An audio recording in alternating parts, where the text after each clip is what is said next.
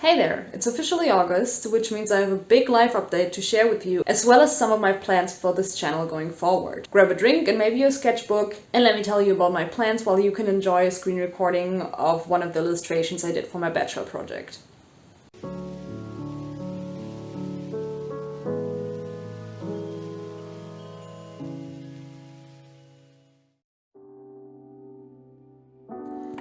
Okay, first let's get the biggest news out of the way. If you've seen my last video, I mentioned that I recently graduated from university, which means that I'm ready to put my big girl artist pants on and put more effort into my freelance work than classwork. Because I simply don't have classwork anymore.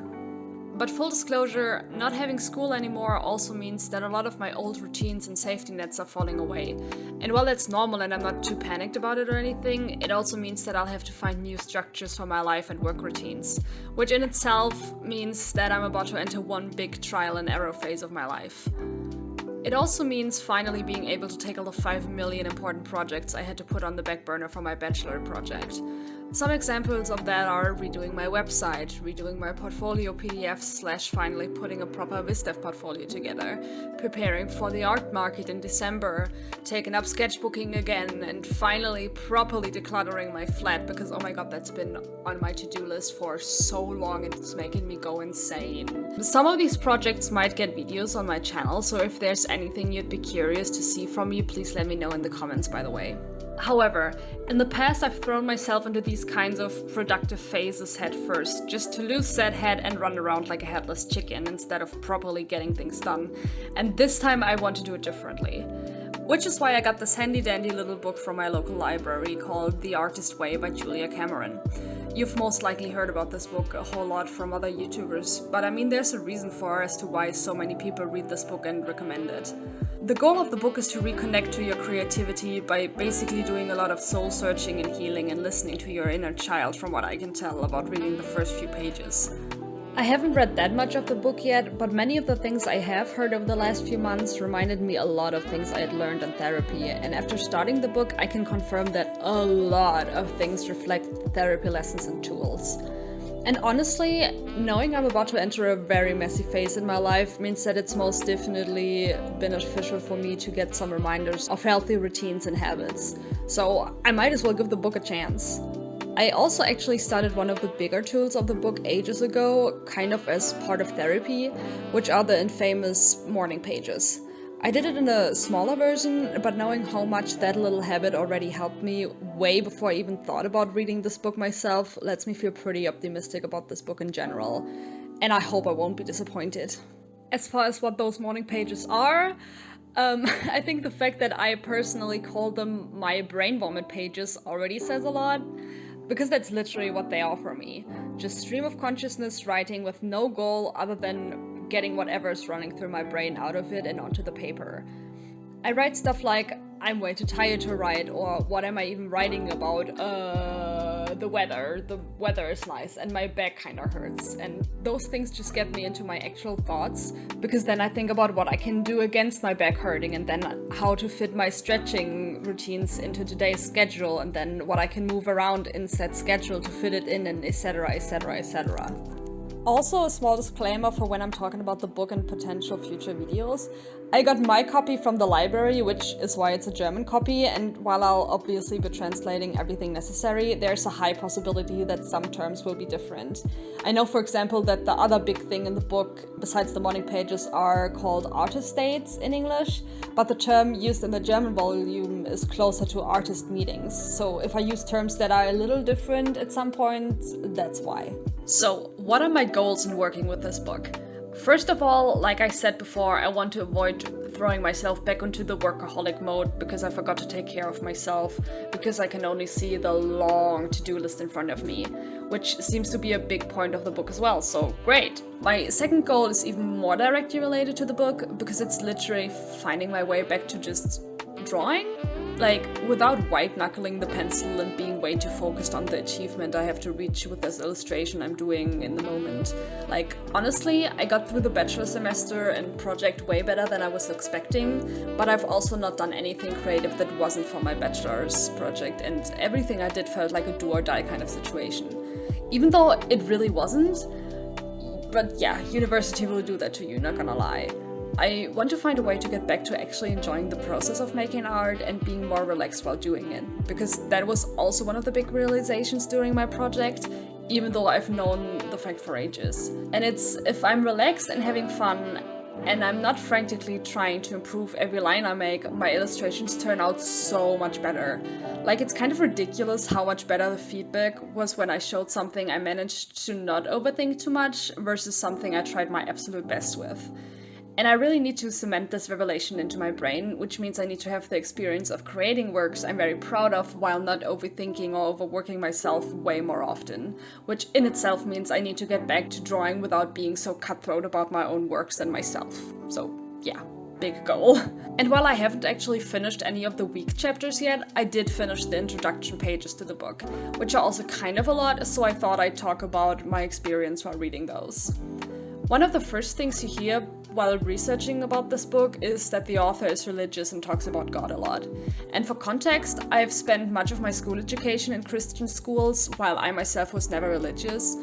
I've also left the church a while ago, and my opinion of the church as a constitution is kind of tainted.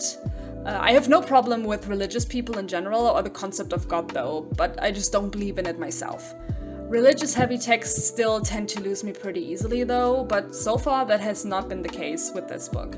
The most intense case was probably the affirmations in week 1 that included God, but those were just part of a long list where you were supposed to pick the affirmations that feel right for you. So I simply didn't pick those God sentences and moved on. Quite easy actually. The book also acknowledges the fact that not everyone likes to think of God while working with the book, and gives various alternatives. I personally view the parts where she talks about thinking about God in various contexts more as an example about how it helps her, and then for the actual exercises where it's about me and my experiences, I pick whatever feels right for me in the moment or for the specific context. I mostly go with something super abstract that I can't even name myself, because as soon as I try to make it into something concrete, I lose that something. Anyways, point being, if you don't like to think of God, you don't have to. It's just one example the book uses because it helped the author. No pressure for you or tries to convert you or something. What I'm trying to say is that even something bloody unspecific and individual like I use still works for the texts if God is not your thing either. Another important point the book makes in its introduction is that the book will trigger various emotions, among them being sadness, hopelessness, anger, feeling of being lost, and many other emotions people might view as negative. And honestly, it does scare me a little, not gonna lie. However, it's also a lesson I learned in therapy, because none of those emotions are actually bad, and it's important to still feel them to actually heal from the things that are the actual cause of those emotions. So, instead of just not doing the course right now, I'll accept this as another opportunity to accept these feelings as normal, good, and necessary. And to be honest, it can't be worse than the actual triggering things and thoughts I experienced during therapy. At this point, I'm getting used to feeling uncomfortable feelings if I remember being open to them to begin with. So bring it on or whatever. One interesting difference between the book and things from therapy is that the book views the inner critic as a disgusting little gnome, which I can understand, but I rather see it as a misguided protector from therapy. Like, this inner voice is actually trying to protect me from emotional harm by saying things like, don't even try, you'll fail anyways, or just because you improved in this one thing doesn't mean that you're remotely good enough to keep up with others. Because it wants to protect me from the disappointment and hopelessness and the feeling of giving your all and still not succeeding. This view of a misguided supporter, I guess, makes way more sense to me, and accepting the inner critic also helps giving them less power over my thought process. So while I'm open to the various things the book says, I will change aspects if I think I have a healthy alternative, mostly from therapy. But even though there are a lot of things I know from therapy, or even some things that I kind of change for myself in the book, there are also other things that are very, very helpful. One of them is when the book mentioned that the morning pages make the brain practice to write with the creative brain instead of the logical brain. Basically, you practice to write without overthinking and analyzing while writing, which is way too early in the process anyways. First drafts are basically just brain vomit, to use my words from earlier again. And it's technically such an obvious thing, but it kind of blew my mind because that is kind of something I struggle with. Like, if I write something while writing, my brain is already like correcting not just grammar or, you know, typos or something, but like the actual text itself. And like I said, it's way too early for that.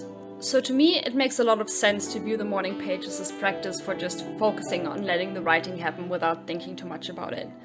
Before that, I just viewed them as a kind of necessary step in the process instead of something that actually improves my writing as well.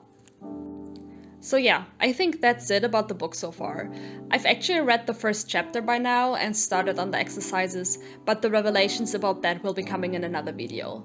I'm not entirely sure when exactly that will be because I need to play around with my schedule and other life responsibilities before setting any fixed/final goals. But for now, I'm setting myself the goal of continuing to post one video a month and trying to post more if possible. So while I can't set a fixed date for the next video about the artist way, it shouldn't be too long. Overall, I'm just super excited to finally be able to focus on my freelance career instead of school, and I'm curious to see what the next few months will bring. But now, thank you for watching, and hopefully we'll see each other in the next video. Bye bye!